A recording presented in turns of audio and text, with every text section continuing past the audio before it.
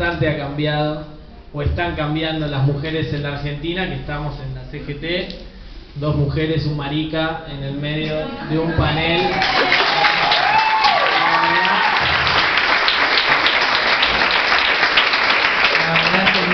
Me parece que están cambiando y está bueno que pasen estas cosas, así que agradecer mucho al secretario general, a la secretaria de Junta, al secretario de Género y a toda la CGT, a mis compañeros y mis compañeras que me propusieron esta charla y esta idea hace un tiempo. Quizás si pensamos en mujeres, disidencias y movimiento obrero, CGT, todo el mundo dice que ¿cómo enganchamos eso, ¿no? ¿Cómo lo atamos? ¿Cómo hacemos para enganchar eso? Y la verdad es que yo sé bastante poco de la historia de nuestras disidencias, pero algo me he puesto a investigar. Y la primera organización homosexual de América Latina se creó en la Argentina en el año 1969 y eran todos compañeros varones sindicalistas que se juntaban entre ellos a ver cómo hacían para que no los echen del trabajo, para ir resolviendo los problemas. Se juntaban en una garita, eran sindicalistas ferroviarios, y se juntaban en una garita de tren, y cada vez que pasaba el tren se agachaban todos para que no los vean, por miedo, ¿no? En ese momento, bueno, todavía pasa, digamos, pero en ese momento podía ser muy heavy, digamos, ¿no? La situación. Entonces me parece que ahí también hay un dato que lo quería traer acá en la CGT, que me parece que tiene que ver con la historia de nuestras disidencias, de la organización. Después siguió esa historia de organización y en el 71 se organizó, bueno, el Frente de Liberación Homosexual, que también estuvo vinculado al peronismo y que también estuvo vinculado a esas masas trabajadoras. La primera aparición pública del Frente de Liberación Homosexual fue ir a buscar a Perón Ezeiza, ¿no? Después había algunos problemas y algunas contradicciones porque la derecha atacaba a partir de esa organización y esa experiencia al conjunto de la juventud peronista, al conjunto del movimiento peronista, que todavía no había calado hondo esta discusión y tenían ahí alguna respuesta un poco feliz en ese momento. Después fueron a buscarlo a Cámpora. Después la verdad es que fueron víctimas de la AAA y esa incipiente organización se desarmó completamente, hasta que después en los años 80 aparece otra discusión, aparece Carlos Jáuregui convocando a la construcción de la CHAP, ¿no? Y la idea de los gays, también otra organización que era Gays por los Derechos Civiles, y en realidad el problema que tenían en ese momento y después de quizás del fracaso anterior o de la derrota ante la dictadura militar, el problema que había en ese momento era cómo organizar los derechos civiles, la unión civil para resolver el tema de la herencia. Estaba impactando lo que en ese momento mal se llamó la peste rosa, digamos, los primeros síntomas de expansión del HIV, y había muchos compañeros que se morían y sus parejas que se quedaban sin derecho a la herencia y que después eran despojados por sus familias completamente de todo, de su historia, de su amor, de toda su familia y todo lo que habían construido. Entonces aparecen estas construcciones, después Jáuregui le da una rosquita más y empieza a juntarse con organismos de derechos humanos, y empieza a juntarse con partidos políticos y empieza a introducir esa discusión. Organizan quizás la primer marcha del orgullo en Buenos Aires, que eran 30 o 40, no me acuerdo, y con máscaras por miedo al después, y así empieza a gestarse, y Argentina una vez más, también ahí en la delantera, una organización que generación tras generación logró en este país tener la ley de matrimonio igualitario, no primero que otros, pero la tuvimos, la ley de identidad de género, que es uno de los ejemplos en el mundo ven nuestra ley de identidad de género. Acá están las compañeras que después calculo que haremos un intercambio y nos contarán lo que costó pelear esa ley, lo que costó ir tejiendo el teje, como dicen las compañeras, digamos, ¿no? Hacer ese teje para que la política entienda de lo que estábamos hablando cuando hablamos de la construcción de identidad de género en la Argentina. Lo que quiero decir con esto que a lo largo de la historia argentina hay una vinculación permanente entre el movimiento obrero, las luchas populares, la posibilidad de avance o retroceso del campo popular y las disidencias. Por eso también está bueno. Dos datos de color. La Marcha del Orgullo en Inglaterra, hay una película muy buena que se llama Orgullo en inglés, Pride, se dice, no sé mucho pronunciar, está en Netflix y la cuenta muy bien. La Marcha del Orgullo en Inglaterra, la primera Marcha del Orgullo es el resultado de una alianza que hacen las organizaciones de gays de Londres con los mineros ingleses en contra de Thatcher. Y la posibilidad de juntar recursos para que los mineros sigan bancando su protesta y la posibilidad de ir construyendo inclusión, no aceptación, inclusión y solidaridad de clase para instalar esa demanda. En Brasil pasó algo parecido con la CUT, las organizaciones de la disidencia sexual enfrentando a la dictadura militar, y dio origen también a la primera Marcha del Orgullo brasilera que después se replicó. Entonces me parece que ahí sí hay un hilo que hay que atar, que hay que pensar, que lo tenemos que tener en cuenta.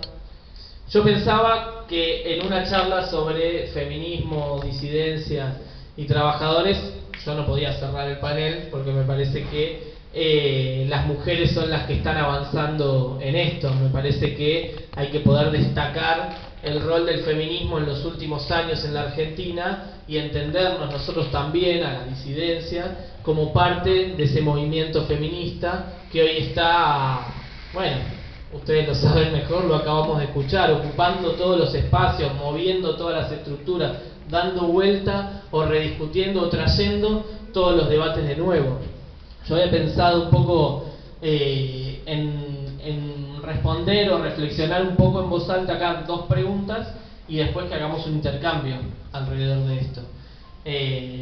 La pregunta es, ¿cómo hacemos para avanzar con estas discusiones ahora? Llegamos hasta un punto, el movimiento feminista se ha instalado en la Argentina, instaló generaciones de mujeres, también eso, digo, porque si no las compañeras lo han dicho, digamos, desde las mujeres sindicalistas, las mujeres piqueteras, los encuentros nacionales de mujeres en la Argentina tienen ¿cuántos ya? 34 años. Digo, el feminismo en la Argentina no nació hace 3 años, ¿no? El feminismo en la Argentina se masificó ampliamente hace 3 años y empujó un paro mundial de mujeres, digamos, ¿no? Ha logrado construir también una punta de lanza en la pelea del feminismo a nivel global. Bueno, ¿cómo hacemos hoy para avanzar con esta agenda? Que en el aquí y ahora, en el aquí y ahora del maldito Macri, en el aquí y ahora del neoliberalismo en la región de América Latina, y cómo pensamos que podemos aportar en lo concreto, para decirlo, hablar de la política, digamos, para decirlo más en criollo. ¿Qué hacemos este año? ¿Se entiende? Digamos, ¿no? ¿Cómo estamos y qué hacemos este año para pensar esto, digamos, ¿no? Yo creo que el neoliberalismo, muchas veces me preguntan, bueno, la reflexión parte de aquí, me voy a ordenar un poquito, la reflexión parte de aquí. Muchas veces me han preguntado, bueno, ¿cuándo te sentiste discriminado? ¿Por qué saliste del closet ahora, el 17 de noviembre, el día de la Marcha del Orgullo? ¿Qué te empujó a decir esto? ¿Qué está pasando? Y yo, mi respuesta ante esa pregunta, digo, son dos cosas.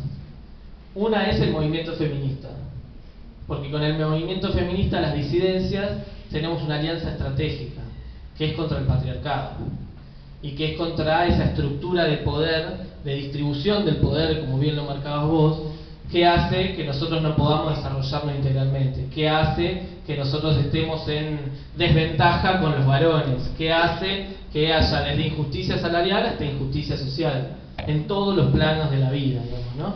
Entonces ese movimiento hizo, quizás, que yo, y lo planteaba ese día también, por primera vez, y esta es una sensación muy personal que tuve el día que se discutió el aborto en el Congreso de la Nación, no me sienta minoría. ¿Se entiende? Que por primera vez en la vida, compañeras y compañeros, no me sienta minoría. Eso es el feminismo en la Argentina. Eso es lo que está construyendo el feminismo en la Argentina. Eso es la marea rosa de Ni Una Menos, eso es la marea verde. Nosotros desde las disidencias, y las compañeras lo saben muy bien, habíamos construido mayoría política y logramos el matrimonio igualitario, y logramos la ley de identidad de género, y logramos sanciones parciales o provinciales o municipales del cupo laboral trans, pero no habíamos construido mayoría social. No pudimos, no llegamos, falta tiempo, falta laburo, falta organización, militancia. Con las mujeres en la calle, por primera vez en mi vida me sentí que era parte de una mayoría social. Y nosotros sabemos que aunque el Senado haya frenado el debate del aborto, las compañeras, ustedes con los pañuelos verdes en cada reunión, en cada plaza, en cada pañuelazo, construyeron mayoría social. El Senado solo retrasó algo que va a venir. El Senado es la expresión de eso aparte. No es otra cosa esa institución, es una institución hecha para hacer retroceder a los sectores populares. Entonces me parece que ahí esta es la situación en la que estamos hoy. En una situación también, y ahora quiero hablar de lo político y no me quiero estirar mucho porque quiero ir, me parece que lo bueno es hacer un intercambio de estas situaciones, porque tenemos que construir la agenda para adelante. Porque nosotros necesitamos este año persuadir a nuestro pueblo de que somos mejores que Macri. Porque nosotros necesitamos este año construir iniciativas, propuestas y políticas que irradien hacia otros sectores que hasta acá no nos están mirando a nosotros. Porque nosotros necesitamos reagrupar al campo popular para reconstruir esa mayoría social y política que se construyó muchas veces en la Argentina. Que se construyó con Perón, que se construyó con Cámpora, que la construyó Néstor, y que permitió los grandes avances de los derechos sociales en nuestro país. Esa es la tarea que tiene la militancia hoy desde cualquier lugar, desde el feminismo, desde el sindicalismo, desde las disidencias, desde los movimientos sociales, desde los estudiantes, desde cualquier rincón de lucha que tengamos, tenemos que pensar, poner toda nuestra cabeza, todo nuestro cuerpo, desafiar nuestra propia inteligencia en cómo hacemos todos los días para reconstruir esa mayoría social y política que en la Argentina existe, que en la Argentina lo hizo, que construyó mayorías y transformó las estructuras de poder de este país, que hizo esos hoteles de Chapalmalá que ahora se están cayendo a pedazos y hizo que los hijos de los laburantes vengan a pasar las vacaciones a las mejores playas del país, que loteó la mitad de la Argentina para que los compañeros y las compañeras tengan casa, que construyó esos hoteles maravillosos donde van nuestros trabajadores y trabajadoras que son la envidia de los trabajadores del mundo, que construyó también la ley de identidad de género como la que recién hablábamos y que los especialistas en disidencias del mundo vienen a ver para ver cómo la replican en su país. Esas son las que construyó una estructura, y esto también lo hablábamos el otro día porque a mí me parece una estructura de cobertura social que para este gobierno es un gasto y que tiene que ver con las jubilaciones y que tiene que ver con las asignaciones, que cubre, es inmensa, y que este gobierno dice, bueno, vamos a meter mano ahí, y el FMI le pide por favor todos los días, meter mano ahí, ¿no? Y esos son el resultado de luchas populares y luchas populares, de generaciones y generaciones de luchas populares, y por eso es por lo que van los muchachos ahora. Y nosotros para esto, en el cómo estamos hoy, yo lo que digo, o lo que pienso, y quiero saber qué piensan todos, estamos ante un momento bisagra, compañeros. Antes hablaba de Inglaterra, Thatcher, de la marcha del orgullo, los grupos gays, los activistas de lesbianas y los sindicalistas mineros de Inglaterra. Y el otro día estaba leyendo otra cosa y una crítica que hace Ernesto Laclau y Chantal Mouffe al laborismo inglés. El laborismo inglés perdió las elecciones con Thatcher y se quedó esperando, confiados de que Thatcher, como estaba empeorando la calidad de vida de los trabajadores y las trabajadoras inglesas, iba a perder las próximas elecciones. Entonces la apuesta del laborismo inglés durante los primeros años, ¿cuál fue? Nos van a volver a votar. Si con nosotros estaban mejor. ¿Cómo no nos van a votar? Si perdieron el trabajo, si su sueldo vale menos, si vendieron las empresas, si cerraron las fábricas. Cualquier parecido con Argentina desde el 2019 no es mera coincidencia. Son las estrategias que busca el capital internacional para financiar las crisis de los países centrales. En ese momento querían destruir el estado de bienestar inglés. Ahora quieren destruir a los gobiernos, los estados que construyeron con debilidades, con aciertos, con errores, con potencialidades, los gobiernos populares de América Latina. ¿Para qué? Para financiar las crisis de Europa y de Estados Unidos. ¿A costa de qué? Del trabajo de cada uno de los que estamos sentados acá y de los millones que están trabajando afuera en este país, en Brasil y en la América Latina. Este año es bisagra, compañeros y compañeras. Si estos muchachos ganan las elecciones por culpa nuestra, o como sea, si ganan las elecciones, se abre un periodo de neoliberalismo profundo. Y ya no vienen a decirnos que el gradualismo es la estrategia. Van a venir por los sindicatos, van a venir por las organizaciones sociales, van a venir por las obras sociales, van a venir por la educación, van a venir por la salud. Todo lo que hicieron por 10. Todo lo que hicieron por 10. Porque lo que hicieron es mucho, es cierto eso. Lo que hicieron es mucho. Pero todo lo que hicieron por 10, compañeros y compañeras. Entonces, si nosotros creemos que la política es vocación de servicio, si nosotros creemos que la política es la capacidad de transformar la realidad para construir una sociedad justa, si nosotros sabemos que en Argentina se puede construir un país distinto porque lo hemos vivido, porque tenemos la riqueza, porque tenemos las fuerzas sociales, porque tenemos la experiencia, porque lo hemos hecho, ¿cómo no vamos a hacer todo ese esfuerzo este año? Y me parece que el aporte, y pensando ahora para agregar y cerrar la otra pregunta, digamos, tenemos esta tarea, esta es la situación bisagra, o ganamos nosotros, o ganan ellos, o le damos una oportunidad a América Latina, o muchachos nos va a costar unos cuantos años, y nuestro pueblo va a sufrir mucho. Y nuestro pueblo va a sufrir mucho más de lo que está sufriendo ahora. Y es una responsabilidad nuestra, y lo decíamos ayer en el acto, lo dijimos en Ferro, lo dijimos en Atlanta, lo dijimos en todos lados, porque nosotros creemos eso, y estamos convencidos. Tenemos que evitar el estallido, tenemos que evitar la crisis del 2001, tenemos que evitar la crisis del 89, porque ahí la pagan los nuestros, porque esa crisis se paga con el sudor de los trabajadores y las trabajadoras, no se paga con el sudor de los banqueros y las banqueras. Esos muchachos antes se las llevaban en camioncito, ahora apretan botoncitos y se las llevan directamente. Y todos nosotros nos quedamos acá haciendo trueque, comedores, merenderos y sufriendo, y nos cuesta 10 años de construir la Argentina, como le costó a Néstor sacar este país del infierno, y como nos va a costar a nosotros. Entonces tenemos que pensar primero que este año es bisagra, y después en la perspectiva de esta charla, en la perspectiva de lo que viene pasando, en la idea de que no solo la economía es, y esto la lectura de Inglaterra, Thatcher y el laborismo, no solo la economía es lo que va a hacer que la gente venga y nos vote.